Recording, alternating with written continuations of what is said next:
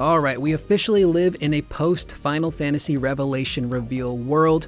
We are all different now, and with it comes a bunch of new information from the game's director Naoki Hamaguchi, where he's talking about new Chocobo mechanics, exploration and area changes, the fits system, the weapons, and so much more. So we'll break all of that down in today's video. If any of that sounds cool to you and you're hyped for Final Fantasy VII Revelation, I want you to hit that like button as if you are Vincent Valentine about to smack Hojo in his stupid face. Very satisfying. Alright, before we get to the interview, we have to address the elephant in the room, and that is Sephiroth has a new voice actor for Revelation. I was watching a few reactions, I looked back at my reaction, and a lot of fans, we all kind of had the same moment of, hold on, what's that voice at the end? That's not Sephiroth. Well, turns out it is.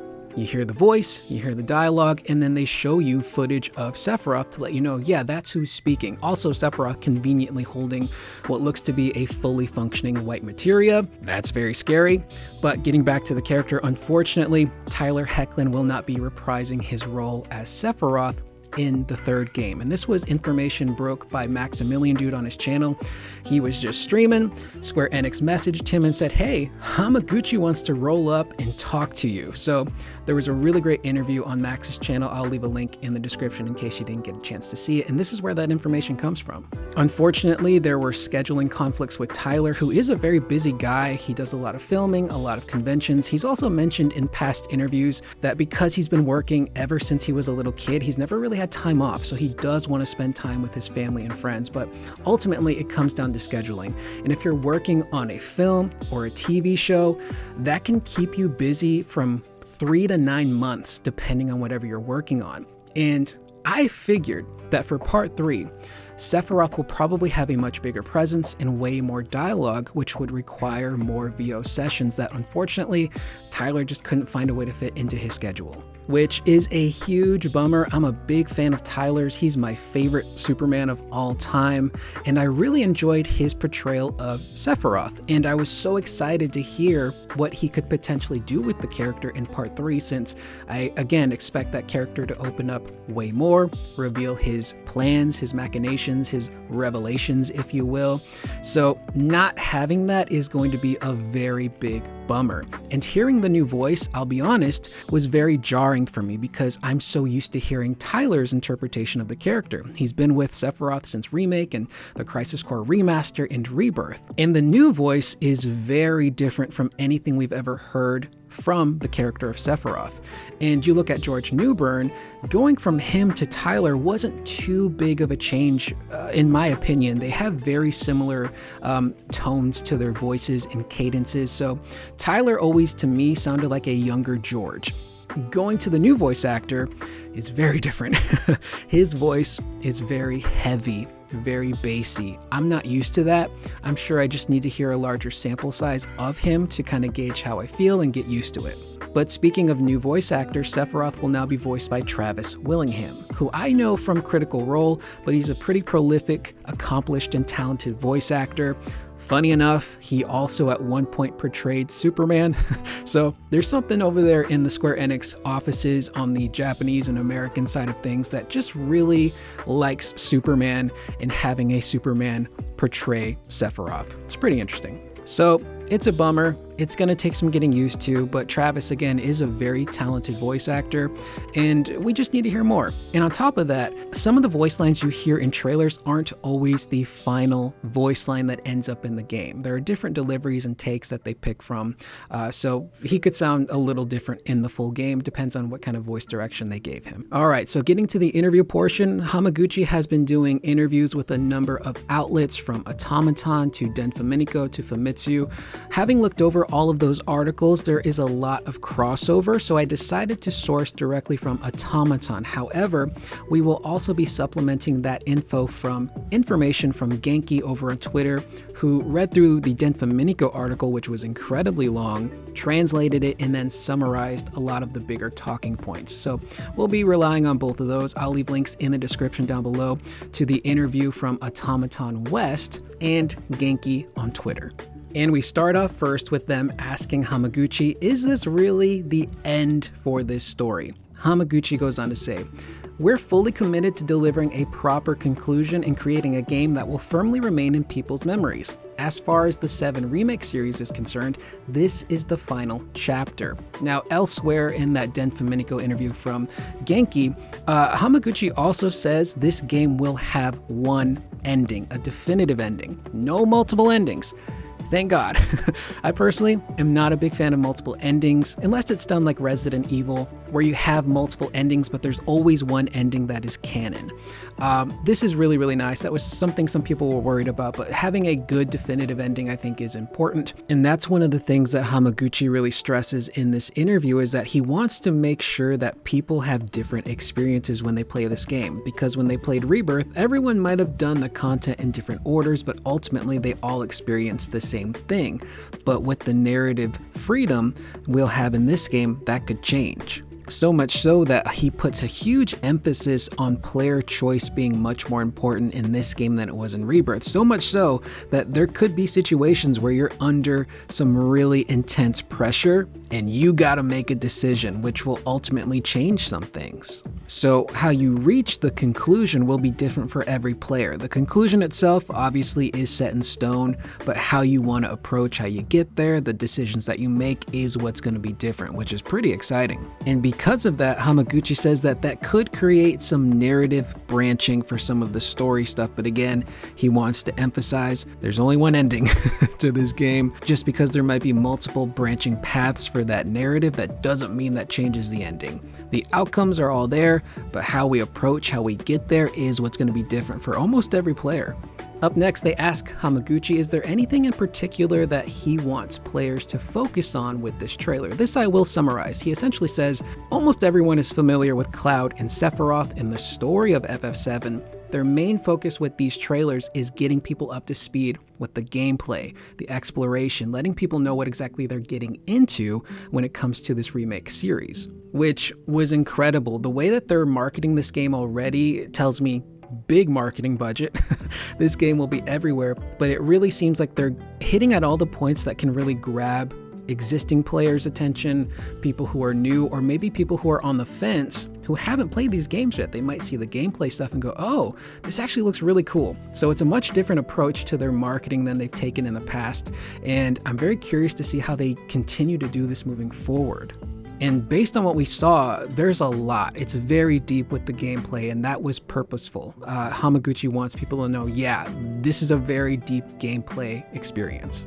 Up next, they point out that in those trailers, the term open world specifically was used. Why is that so? Hamaguchi says, everyone tends to define open world differently, but in the case of Rebirth, while the map spanned multiple continents, those continents were still somewhat enclosed by an island sea. However, in Revelation, the story unfolds across an entire planet where everything is truly connected. You'll be able to freely fly around the world aboard the Highwind. In that sense, I think this is an open world game that expresses a sense of scale quite different from Rebirth. He continues by saying it's not just about having a vast map, but an evolved experience where, depending on what a player chooses to engage with first, the way their adventure unfolds can differ significantly. In contrast to Rebirth, where you gradually unlock new regions and eventually gain the ability to revisit previous areas, the story of Revelation takes place in a game where the entire world is connected from the start. You'll be able to fly the Highwind anywhere. I hope players will come to experience just how different the scale is compared to Rebirth. That is pretty interesting to know that we'll have the Highwind and pretty much be able to go anywhere. I think that kind of feeds into the player choice aspect of exploration and kind of just doing what you want when you want. And I think the Den Faminico interview also mentioned that a lot of the story stuff is locked in place and structured, but the side content, you can do that however you want, approach it when you want, but there will be some areas that will have higher level enemies and bosses to kind of help keep your experience in check. So you're not just blitzing through the entire world. And he does also mention that some areas are locked off for story reasons because they're considered too dangerous to go to. For example, the Northern Crater will have a weapon there, so you can't just go and approach that area because the weapon is guarding it. Which is how every Final Fantasy in the past was structured. You had those areas that had high level enemies, great equipment and rewards, but you couldn't just get there right away. Even if you had the Highwind or a proper Chocobo, you'd still kind of have to grind your way there and level up and be the appropriate level and stats to actually make it through that area. That's pretty cool. So it's cool that there's an open world, right? But what good is an open world if it's not packed with stuff to do? What does Hamaguchi say about that? Honestly, I don't think people need to worry about that at all. From my own playtesting, every region feels densely packed with content. One thing worth noting is that Revelation includes all the continents from Rebirth. After all, if we suddenly announce that, say, Cosmo Canyon has been removed, people would be upset immediately. So with so many continents to work with, our biggest challenge for this project was to make sure all of them were tightly packed with content. We began designing content from a very early stage, and each area contains its own unique activities, gameplay mechanics, and interactive elements. Depending on where players choose to go first, their experiences can end up being quite different. And I think that's one way to battle that open world fatigue that a lot of us felt in Rebirth, because everything was pretty structured. You knew where to go, where everything was because of how the exploration was designed. But in this game, give the player the Highwind, allow them to go anywhere. You can pick and choose what you want to do and where you want to go. And I think that's a really great way to, again, prevent that fatigue of, okay, I'm going to this area and I'm doing all the same stuff I did in the previous area. Now all of these areas are going to be different. They're going to be very diverse with their content and how you interact with them. That is beautiful. Now, speaking of packing these areas with a lot of content, you might be wondering about mini games. What is the mini game situation going to be like in Revelation? Well, starting out first, Hamaguchi was like, look, I'm not cutting down on the amount of mini games we have. The OG FF7 had a ton of mini games. We're gonna have a ton in this game as well. However, that doesn't mean that he didn't listen to a lot of the player feedback when it came to how frustrating those mini games could be in Rebirth. And they took it all into consideration, which I will summarize here. Starting off first with, if there's a mini game you don't like, guess what? You don't have to actually engage with it, which was a frustrating aspect of Rebirth. Rebirth had a lot of really cool rewards, especially rewards tied to battle progression in their minigames, which made a lot of people who didn't enjoy the minigames feel like they were forced to play them in order to get the reward. So for Revelation, they changed it so that way the rewards tied to minigames are more in line with things like character skins and customization options. So if you're someone who's really only focused on combat, you don't really got to worry about the minigame stuff. But if you really want to drip out your character, you can go towards the minigames and collect those cool customization rewards. Now, when it comes to upgrading your characters and the battle progression, that stuff's going to be closely tied to combat and the fights in the game, which I think is a really great way to split those rewards up and make it feel much more comfortable to play. And that's something that Hamaguchi emphasizes in this interview, is he wants people to be much more comfortable with how they approach and play these mini games. But Hamaguchi didn't stop there. He knew that there were still going to be people that were like, yeah, I'm still not enjoying some of these mini games, but I really still want those rewards. So they implemented two things. One, you can lower the difficulty of a minigame to easy, so you can maybe pass it a little easier. Or if you try it out and you decide, yeah, I'm not feeling this minigame, you can just straight up skip it, which is lovely. I will try anything once, but sometimes I'm just not good at it. Case in point, Marvel's Spider-Man, the first one. There were puzzles in that game that required you to do like math and science, and I'm not the sharpest tool in the shed, but they give the player the option to just straight up skip it. So I ended up skipping all of those mini games. I got my rewards and then just played the rest of the game like normal. So rather reducing the amount of mini games, they want to make it easier for people to approach them based on their goal, and they're also aiming to minimize frustration as much as possible. And one of the big things he emphasizes here is that he didn't want players to feel like they were at a disadvantage because they skipped a minigame. He doesn't want players to do things that they just don't like. And he felt that looking back at Rebirth, that was something that they were way too strict on when it came to rewards and minigames and having the player engage with combat.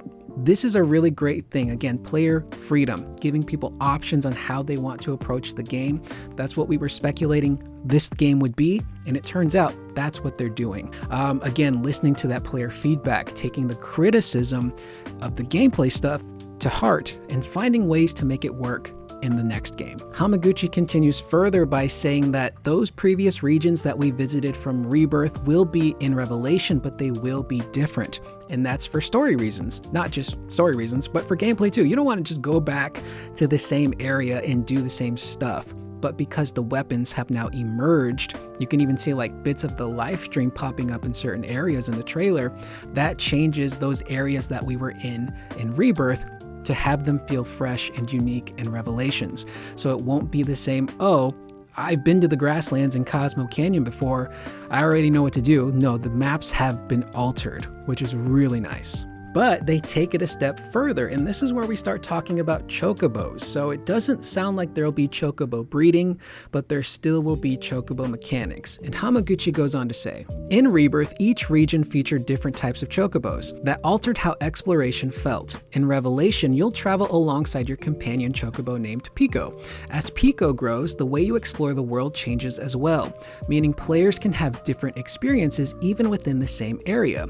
Beyond Pico's progression, you'll be able to parachute from the high wind and interact with the environment in more vertical ways. Personally, I think that's one of the game's biggest attractions. Some people might be a bit miffed at that, not having like actual chocobo breeding. I think also you want to avoid using the phrase breeding because connotations have changed so much over the years, whether we like it or not. That's just how it is. But I'm cool with this. The chocobo breeding in the original game was fun, but it was pretty arduous. It required a lot of legwork, a lot of grinding, a lot of racing, and a lot of RNG to get the chocobo you needed. So to shift those mechanics on their head and be like, hey, you have one chocobo now, you have Pico. Your goal is to upgrade Pico throughout your journey. So we see that in the trailer, where Pico has the water jet ability that the Nibelheim chocobo has. So upgrading Pico will also upgrade your exploration because there are certain areas that you'll need Pico in order to reach. Now, Hamaguchi did also say in Max's stream that there still will be other types of chocobos that you'll come across in the world, but your main focus is Pico. But again, just giving players the option on how they want to approach this world and interact with it. Very, very refreshing. Up next, we talk about that new combat system, the FITS system, which is the newer take on the classic Final Fantasy jobs system. So what exactly is it? Hamaguchi says, it's essentially a kind of job system. One challenge both battle director Teruki Endo and I faced was how to expand the battle system from Remake and Rebirth. At one point, Endo went, jobs are one of the defining features of the Final Fantasy series. We should incorporate them this time. His idea was that we'd allow players to customize the characters. For example, turning Cloud into a more mage-oriented character, and thus avoid conflict with existing game systems. I thought it sounded promising, so we decided to move in that direction. That's how the job-inspired FITS system came about. I believe the large cast of Final Fantasy VII is one of our strengths compared to many other open-world games. With 8 party members available, players can choose 3 members, experiment with their synergies, and customize their individual roles. To me, letting players experience all the different combinations seemed like the right approach for this title. Conversely, I don't think creating a game focused on throwing punishing enemies at players and forcing them to struggle would have been what our FF7 is about. He continues by saying, I think that's where things have changed quite significantly. What's interesting is that once the system started taking shape, Endo came up to me with the proposal that all outfits for all characters should be unlocked at the same time as soon as the FITS system itself becomes available. That really surprised me because the whole time I'd been thinking about how to distribute different outfits throughout the game as incentives to guide players toward parts of the game.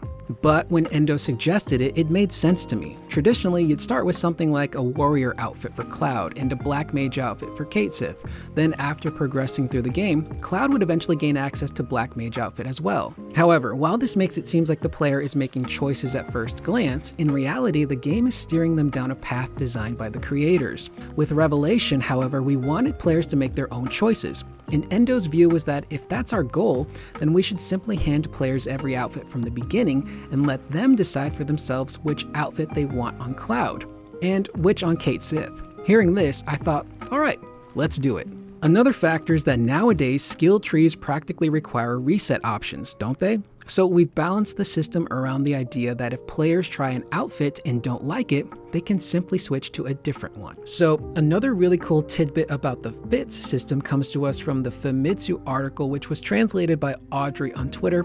I'll leave a link in the description to her profile as well. She does great work. But the fits system will also have skins or transmogs. Meaning, let's say you really like the warrior class for Cloud. Cool moves and abilities and combat stuff, but you don't really like the way his costume looks. You can equip that class, get the abilities, and still keep Cloud's regular soldier outfit if you want. Also within that same interview, Hamaguchi says that the fit systems will have their own skill tree to help level up each of the fits. And what's also cool is that if you should level up a fit and you decide to transfer it over to another character, all of the upgrades and abilities will transfer to that character as well. So you don't have to start from scratch building up Cloud as a black mage, for example, if Tifa was using that fit prior. And I'm really curious about the fit system as a total. Is this something that you have to engage with? Is it something that's required to proceed through some of the battles? Or is it something that's just kind of there to engage with if you want? Because my whole view is like, it adds variety, right?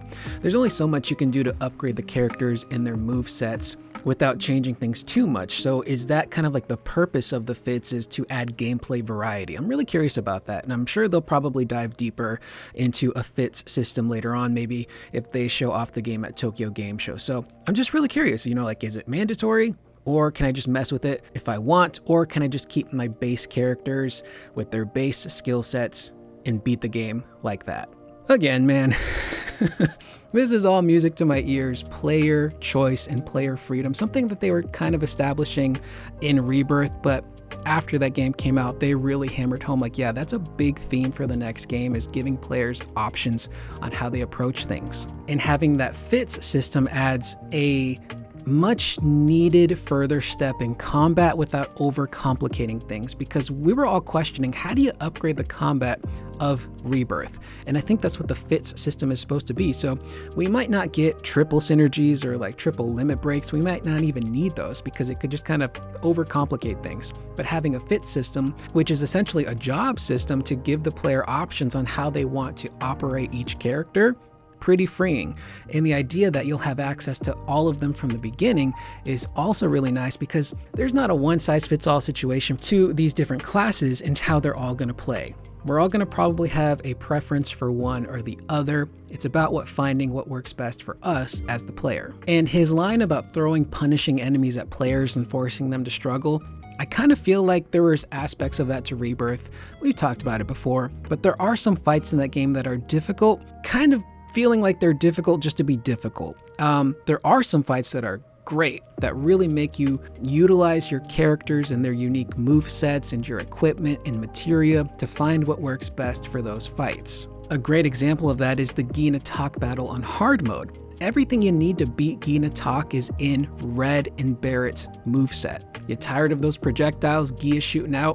You can negate them with the Sentinel stance from Red. Those big, scary looking fire skulls come out? You can eliminate them with Stardust, and Barrett's Maximum Fury also helps to have elemental fire on your armor to nullify their spells. So for the most part, in the story of the game, you had what you needed to make it through a fight, but some of those side content battles were really difficult and punishing, and again, it kind of felt like it was punishing just to be punishing. So it seems like maybe they want to change that this time by having things that are difficult, but again, allowing the player to experiment with their abilities, these fits, to find what works best for each fight. Again, wonderful. And it's a nice throwback to a classic system within Final Fantasy with the jobs. Up next, we move on to their philosophy behind the weapons, how they're designed, and how we're going to fight them. Hamaguchi says, "When we started designing the weapon battles, there was one thing I told the battle team very clearly. Weapons are enormous. If you simply introduce them into the normal battle system, all you can see is their feet.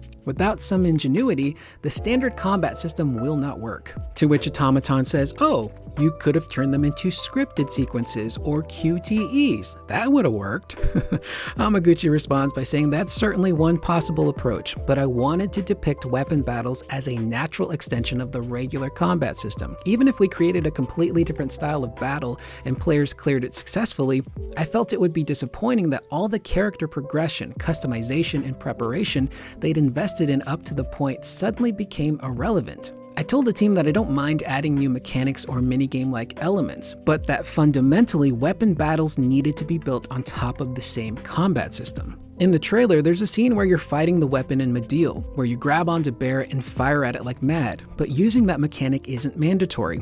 You can slowly chip away at the enemy by repeatedly attacking its legs if you want, or you can use battle gimmicks. The important thing is that weapon battles function within the framework of the normal battle system, and I think we've done an excellent job at making that work. Again, options. No hand-holding, no forcing you to approach a situation the way the developers intended. They're giving you options on how you want to do it. So you can fight the weapon, hit its feet if you want, or you can utilize what we've been seeing in the trailers, which there seem to be turrets around the Medeal area, which you can like focus your energy on to maybe do bigger damage to the weapon. But the fact that he wanted these weapon battles to be grounded in the combat system instead of relying on a gimmick like a minigame or a QTE is really refreshing. We want to participate in these battles. I think if these weapon battles were just cinematic cutscenes, a lot of us would be disappointed. So the fact that we're actually able to fight these things and interact and decide how we choose to interact is, again, like one of the big themes I'm getting from Revelation's gameplay. Player choice, player freedom. And that's one of the classic feelings of a Final Fantasy game is, okay, I've got this big battle coming up. How do I want to customize my characters to work best for this battle? The customization of the materia, the gear, the new fits system, all works into that. It's super cool. And with that comes the end of the article, so we're going to very quickly jump over to Genki's list of translated summaries that we weren't touching upon in this video. Starting off with, the game is currently in its final polishing stages of development and they're considering showing it off at Tokyo Game Show. The Switch 2 version needs an extra level of optimization that they'll do after the PS5 and PC development has settled down. That makes sense. The Switch 2, nowhere near as powerful as a PlayStation 5 and definitely needs a lot more TLC to make sure that it's running properly. When you're flying around in the high wind, if you reach the end of the world, you can end up on the other side like a globe, like it was in the original game. A key concept for the game's story is resolve. That's reflected in the characters wanting to find the strength to finish the fight with Sephiroth, but also for the developers for concluding this entire series and doing it well. Zack will be back. He will be a more important part of the game than he was in Rebirth, which is pretty cool to hear. Rocket Town will be in the game, but it will actually be towards the end of the story, which actually makes sense. That prevents any backtracking that we would have done in the original game. And in terms of the story, I think that could fit into the whole Magnus Materia section of the story, where you have to go to Rocket Town to get into the rocket and go into space and all that stuff. And Hamaguchi has said before, you start off in the Icicle Inn Northern Crater area, so that's like the big blockbuster opening of the game. Probably wouldn't make sense to go to Rocket Town and go on this jolly adventure after what just happened at the end of Rebirth. We will be going underwater, but there aren't more details as of right now. The Knights of the Round, of course, will be there. There won't be the same character affection system that we had in Rebirth because the story is different, but there will be something kind of similar. And of course, probably the most important thing of all, the Scarlet versus Tifa slap fight will be a minigame. So that's pretty nice to hear. I don't think they'll turn it into like this big boss battle. It will simply be what it was in the original. Two women who are ferocious, slapping the crap out of each other. And with that, we come to the end of the video. I'm sure there will be more interviews that come out throughout the next week with Hamaguchi, but based on the ones that have been out now, there's probably going to be a lot of overlap. But if there's anything unique or new that stems from those newer interviews, I'll grab them and we can talk about them here on the channel. But man, I'm still processing the reveal, those trailers, what we've learned so far. It still doesn't quite feel real. It's probably going to take a few more days to settle in and actually acknowledge that this is all real. A lot of the complaints people had in terms of gameplay is being addressed. Some of the lighting concerns seem to be addressed in those trailers. And I truly feel super confident in what they've shown us and how this is going to end. I think they're gonna nail the landing. So thanks to the folks over at Automaton for conducting a really great interview with Hamaguchi-san. I'm a big fan of their work. Their write-ups tend to be really clear and concise, and they ask some really great questions. And also big thank you to Genki over on Twitter, who I will leave a link to in the description down below. So with that being said, let me know in the comments down below, how are you feeling so far on Final Fantasy VII Revelation, and what new gameplay feature are you most excited about? I am Curious Corduroy. I will see you guys in the next video. Please remember to always be excellent to one another.